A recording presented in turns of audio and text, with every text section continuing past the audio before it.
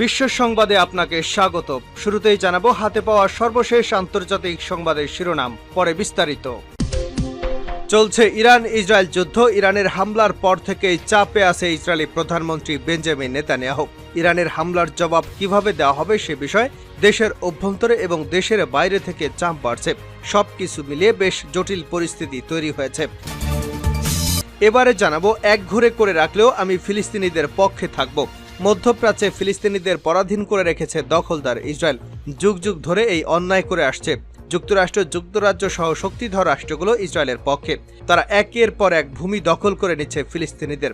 তারা নিজ ভূমি আজ পরাধীন হয়ে গেছে, এমনটাই অভিযোগ করেছেন রিসেপ তাইপ এরদোগান। জানাবো, জর্ডান কেন ইরানের সঙ্গে বেইমানি করল। স্রোতের বিপরীতে গিয়ে ইসরায়েলপন্থী পদক্ষেপে জর্ডানেই শুরু হয়েছে সরকার বিরোধী বিক্ষোভ। বেশিরভাগ আরব দেশ ইরানের পক্ষ নিলেও জর্ডান একাই ইসরায়েলের পক্ষ নিয়েছে। ইসরায়েলের হামলার প্রতিশোধ নিতে ইরানের পাল্টা ড্রোন ও ক্ষেপণাস্ত্র হামলায় জর্ডানের উপর দিয়ে যাওয়ার সময় ধ্বংস করে দেওয়া হয় ইরানের ক্ষেপণাস্ত্রগুলো। আর এতেই জর্ডানের ভেতরেই শুরু হয়েছে সরকার বিরোধী বিক্ষোভ। জানিয়ে দিব, মধ্যপ্রাচ্যের হামলা ঠেকাতে $1 বিলিয়ন শেষ যুক্তরাষ্ট্রের। গত 6 মাসে মধ্যপ্রাচ্যে মার্কিন সামরিক বাহিনী ও বাণিজ্যিক জাহাজে 130টিরও বেশি হামলা ঠেকাতে যুক্তরাষ্ট্রের প্রায় $1 বিলিয়ন খরচ হয়েছে। দেশটির নৌবাহিনী সেক্রেটারি মঙ্গলবার এমনটি জানিয়েছেন। এবারে থাকছে আমিরাতে 75 বছরের মধ্যে সর্বোচ্চ বৃষ্টি, তলিয়ে গেছে বিমানবন্দর। রেকর্ড পরিমাণ বৃষ্টিতে আকস্মিক বন্যা দেখা দিয়েছে সংযুক্ত আরব আমিরাতে। ভারী বৃষ্টিতে তলিয়ে গেছে মরুভূমির দেশটির রাস্তাঘাট সহ বিভিন্ন এলাকা। এমনকি দুবাই আন্তর্জাতিক বিমানবন্দরও বৃষ্টিতে তলিয়ে গেছে। সাময়িকভাবে বন্ধ করে দেওয়া হয়েছে সকল ধরনের ফ্লাইট চলাচল। এবং সর্বশেষ জানাবো, ইউক্রেন যুদ্ধে 50,000-এরও বেশি রুশ সেনা নিহত হয়েছে। 2 বছরের বেশি সময় ধরে চলা এই যুদ্ধে এত সেনা নিহত হওয়ার বিষয়টি নিশ্চিত হয়েছে বিবিসি। তবে সেনা নিহতের প্রকৃত সংখ্যা আরও বেশি হতে পারে। এতক্ষণ শুনছিলেন সংবাদ শিরোনাম, এবার বিস্তারিত। প্রিয় দর্শক, আপনি যদি এই চ্যানেলে নতুন হয়ে থাকেন, ভিডিওটি দেখতে দেখতে চ্যানেলটি সাবস্ক্রাইব করে আমাদের সঙ্গেই থাকুন। আর এই ভিডিও সম্পর্কে আপনি আপনার মূল্যবান মতামতটি কমেন্ট বক্সে জানিয়ে দিন। আর হ্যাঁ প্রিয় দর্শক, জানিয়ে দিন ভিডিওটি কোথা থেকে দেখছেন। সব দিক থেকেই চাপে আছে নেতানিয়াহু। ইরানের হামলার পর থেকেই চাপে আছেন ইসরায়েলের প্রধানমন্ত্রী বেঞ্জামিন নেতানিয়াহু। ইরানের হামলার জবাব কিভাবে দেওয়া হবে সে বিষয়ে দেশের অভ্যন্তরে এবং দেশের বাইরে থেকে তার উপর চাপ বাড়ছে। সবকিছু মিলিয়ে বেশ জটিল পরিস্থিতি তৈরি হয়েছে। খবর আল জাজিরার। যুক্তরাষ্ট্র, ব্রিটেন, জার্মানি সহ বিভিন্ন দেশ থেকে নেতানিয়াহুর উপর চাপ বাড়ছে। একই সঙ্গে তার জোট সরকারের মধ্য থেকেও যারা তাকে ক্ষমতায় বসিয়েছেন তারা এই মুহূর্তে তার উপর চাপ বাড়াচ্ছেন। তারা ইরানের বিরুদ্ধে সরাসরি এবং কঠোর প্রতিক্রিয়া চান। সে কারণে নেতানিয়াহুকে পরবর্তী পদক্ষেপ খুব ভেবেচিন্তে গ্রহণ করতে হবে। ইসরায়েলের মাটিতে সরাসরি হামলা করেছে তেহরান। সিরিয়ার দামেস্কে ইরানি কনসুলেটে হামলার প্রতিশোধ নিতে গত শনিবার রাতে ইসরায়েলের দিকে ঝাঁকে ঝাঁকে ড্রোন এবং ক্ষেপণাস্ত্র ছুড়েছে ইরান। এক রাতেই ইসরায়েলের 3 শতাধিক ড্রোন ও ক্ষেপণাস্ত্র ছোড়া হয়। ইসরায়েলের নজিরবিহীন হামলা ঠেকাতে মোতায়েন ছিল যুক্তরাষ্ট্র ও যুক্তরাজ্যের সেনাবাহিনী। 3 শতাধিক ক্ষেপণাস্ত্র ও ড্রোন দিয়ে হামলা চালায় তেহরান। যদিও এগুলোর অধিকাংশই আকাশে ধ্বংসের দাবি করেছে ইসরায়েল। ইরানের ছোড়া ড্রোন ক্ষেপণাস্ত্রের 99% ভূপাতিত করার দাবি করা হয়েছে। তবে এই হামলায় মধ্যপ্রাচ্যের সংঘাত আরও ব্যাপকভাবে ছড়িয়ে পড়ার সংখ্যা তৈরি হয়েছে। তবে ইরান ড্রোন ও ক্ষেপণাস্ত্র হামলার ঘটনায় সীমিত প্রতিক্রিয়া দেখাতে পারে ইসরায়েল। সেক্ষেত্রে ইরানের বাইরে ইরান সমর্থিত শক্তিগুলোর উপর হামলা চালাতে পারে ইসরায়েলি বাহিনী। এদিকে ইরানের ক্ষেপণাস্ত্র ইসরায়েলে পৌঁছানোর পথে বাধা হয়ে দাঁড়িয়েছিল প্রতিবেশী জর্ডান, যুক্তরাষ্ট্র ও তার মিত্র দেশগুলো। ইসরায়েলের পশ্চিমা মিত্রদের সঙ্গে জর্ডানও ইরানের ড্রোন ক্ষেপণাস্ত্র ভূপাতিত করার দায়িত্ব নিয়েছিল। এটি আত্মরক্ষার জন্য করা হয়েছে বলে এক বিবৃতিতে জানিয়েছে জর্ডান সরকার। তাদের দাবি, ক্ষেপণাস্ত্রগুলো জর্ডানের জনগণ ও জনবহুল এলাকাগুলোর জন্য হুমকি স্বরূপ ছিল। কিন্তু দীর্ঘদিন ধরে ইসরায়েলের বিরুদ্ধে প্রতিবাদ করা জর্ডানের নাগরিকরা তাদের সরকারের এমন কর্মকাণ্ডে ক্ষিপ্ত। প্রতিবাদে এরই মধ্যে তারা রাস্তায় নেমে এসেছেন। হুসেন নামে দেশটির একজন রাজনৈতিক কর্মী বলেন, জর্ডান যেভাবে ইসরায়েলকে রক্ষা করছে তাতে আমি খুবই বিরক্ত। বিপদের আশঙ্কা থাকায় তিনি তার পুরো নাম উল্লেখ করতে চাননি। ওই ব্যক্তি বলেন, এখানকার অনেকেই এটি মেনে নিচ্ছেন না। আমরা ইরানকে সমর্থন করি না এবং গাজায় এখন যা ঘটছে তার পেছনে ইরানের বড় ভূমিকা রয়েছে বলে আমি মনে করি। কিন্তু গাজায় ইসরায়েলের কর্মকাণ্ডে বাধা সৃষ্টি করে এমন যে কোনো পদক্ষেপের সঙ্গে রয়েছে আমরা। একঘরে করে রাখলেও আমি ফিলিস্তিনিদের পক্ষে থাকব, এরদোগান। মধ্যপ্রাচ্যে ফিলিস্তিনিদের পরাধীন করে রেখেছে দখলদার ইসরায়েল। যুগ যুগ ধরে এই অন্যায় চলে আসছে। যুক্তরাষ্ট্র, যুক্তরাজ্য সহ শক্তিধর রাষ্ট্রগুলো ইসরায়েলের পক্ষে। তারা একের পর এক ভূমি দখল করে নিচ্ছে ফিলিস্তিনিদের। তারা আজ নিজ ভূমে পরাধীন। গত 7 অক্টোবর থেকে চলা যুদ্ধে 33,800 ফিলিস্তিনিকে হত্যা করেছে ইহুদিবাদী ইসরায়েল। বহু সম্পদ স্থাপনা ধ্বংস করেছে। এখনও যুদ্ধ বন্ধের কোনো লক্ষণ নেই। এমত অবস্থায় ফিলিস্তিনিদের পক্ষে থাকার ঘোষণা দিয়েছেন তুরস্কের প্রেসিডেন্ট রিসেপ তাইপ এরদোয়ান। বুধবার নিজ দল একে পার্টির সংসদীয় দলের সভায় তিনি বলেন, আমাকে একঘরে করে রাখলেও আমি ফিলিস্তিনিদের পাশে দাঁড়াবো। খবর ডেইলি সাভার।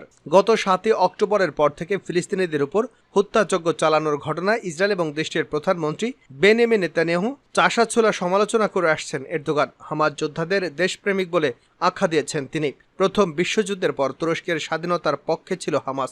এরদোগান বলেন, হামাসের পক্ষে কথা বলার কারণে আমাকে মূল্য দিতে হতে পারে, কিন্তু আমি মনে করি গোটা দুনিয়ার আসল সত্যটা জানা উচিত। আমি ফিলিস্তিনিদের পক্ষে লড়ব, তাদের পক্ষে কথা বলবো, এমনকি যদি আমাকে একঘরে করে দেওয়া হয়। এরদোগান সরকারের সুসম্পর্ক রয়েছে হামাসের সঙ্গে, যারা গাজা উপত্যকা শাসন করছে। কিছু ইউরোপীয় দেশ এবং যুক্তরাষ্ট্রের মতো তুরস্ক হামাসকে সন্ত্রাসী সংগঠন মনে করে না। এই প্রসঙ্গে তুর্কি প্রেসিডেন্ট বলেন, আমরা একমাত্র সাহসী জাতি যারা হামাসকে স্বাধীনতাকামী সংগঠন বলে মনে করি। যারা হামাসকে সন্ত্রাসী সংগঠন তকমা দিয়ে ইসরায়েলের পাশে দাঁড়িয়েছে তাদের উদ্দেশ্যে বলতে চাই, তুরস্ক সর্বদা ফিলিস্তিনিদের পক্ষে থাকবে, তাদের স্বাধীনতা আন্দোলনকে সমর্থন করবে। জর্ডান কেন ইরানের সঙ্গে বেইমানি করল? স্রোতের বিপরীতে গিয়ে ইসরায়েলপন্থী পদক্ষেপে জর্ডানেই শুরু হয়েছে সরকার বিরোধী বিক্ষোভ। বেশিরভাগ আরব দেশ ইরানের পক্ষ নিলেও জর্ডান কেন ইসরায়েলের পক্ষ নেয়? ইসরায়েলের হামলার প্রতিশোধ নিতে ইরানের পাল্টা ড্রোন ও ক্ষেপণাস্ত্র হামলায় জর্ডানের উপর দিয়ে যাওয়ার সময় ধ্বংস করে দেওয়া হয় ইরানের ক্ষেপণাস্ত্রগুলো। এতে জর্ডানেই শুরু হয়েছে সরকার বিরোধী বিক্ষোভ। যুক্তরাষ্ট্র, যুক্তরাজ্য ও ফ্রান্সের কয়েকটি সামরিক ঘাঁটি রয়েছে জর্ডানে, যেখান থেকে তারা নিয়মিতই ইসরায়েলকে সহায়তা করে থাকে এবং সিরিয়া, ইরাক, লেবানন ও ইরাকে আড়িপাতার কাজ করে থাকে। জর্ডানের এমন বেইমানিতে চুপ করে নেই ইরান। ইরানের সামরিক বাহিনীর এক সূত্রের বরাত দিয়ে দেশটির সংবাদ সংস্থা মেহর জানায়, জর্ডানের গতিবিধি পর্যবেক্ষণ করবে ইরান। যদি তারা ইসরায়েলের সঙ্গে হাত মেলায় তবে জর্ডান হয়ে উঠবে ইরানের পরবর্তী লক্ষ্য। বিগত বছরগুলোতে ধীরে ধীরে ফিলিস্তিন এবং আরব বিশ্বের মতবাদ থেকে সরে এসেছে ফিলিস্তিন। গত বছরের 5 নভেম্বরেই জর্ডানের রাজা দ্বিতীয় আবদুল্লাহ গাজায় জর্ডানের হাসপাতালে চিকিৎসা সহায়তা পাঠাতে সফল হয়েছেন বলে বক্তব্য দেন। এদিকে ইসরায়েলের দিকে ছোড়া ইরানের ক্ষেপণাস্ত্র আটকাতে সক্রিয় হয়ে ওঠে জর্ডানের বিমান বাহিনী। জর্ডান সরকার এক বিবৃতিতে বলে, আত্মরক্ষার জন্য এই উদ্যোগ নেওয়া হয়েছে। এগুলো ইরানের ড্রোন এবং ক্ষেপণাস্ত্র আমাদের জনগণ ও জনবহুল এলাকার জন্য হুমকি স্বরূপ ছিল। এরপর নিজেদের নিরপেক্ষ প্রমাণ করতে জর্ডানের পররাষ্ট্রমন্ত্রী এক বিবৃতিতে বলেন, ইরানি হোক আর ইসরায়েলি হোক, জর্ডানের আকাশসীমায় প্রবেশ করা যে কোনো ক্ষেপণাস্ত্র বা ড্রোন প্রতিহত করা হবে। এই বিবৃতিতে নিন্দা জানিয়েছে জর্ডানের সরকার বিরোধীরা। তারা দাবি করে, ইসরায়েলি যুদ্ধ বিমান এর আগেও জর্ডানের আকাশসীমায় প্রবেশ করেছে, বিশেষ করে সিরিয়ায় অভিযান চালানোর সময়। তখন জর্ডান কোনো বাধা দেয়নি। ইরান থেকে ইসরায়েলে ক্ষেপণাস্ত্র ছোড়ার সময়ও নিজেদের আকাশসীমায় ইসরায়েলি যুদ্ধবিমান প্রবেশে তারা বাধা দেয়নি। ইসরায়েলের চ্যানেল 12 জানিয়েছে, ইসরায়েলি যুদ্ধবিমান জর্ডান এবং সিরিয়ার আকাশ সীমানায় প্রবেশ করে, যেখানে ইরান থেকে ছোড়া ক্ষেপণাস্ত্র এবং ড্রোন ধ্বংস করে।